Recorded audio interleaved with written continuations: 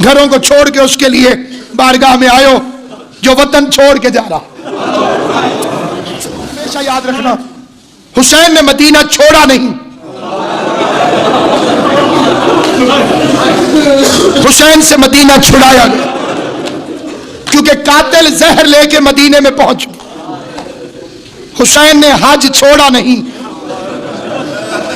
हुसैन से हज छुड़ाया गया, क्योंकि एहराम में तलवारें छुपाकर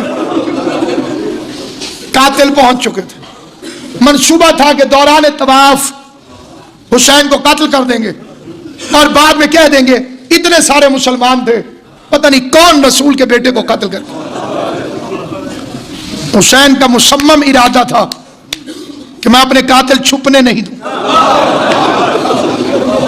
क्योंकि करबला एक्सीडेंट नहीं, मंसूबा है।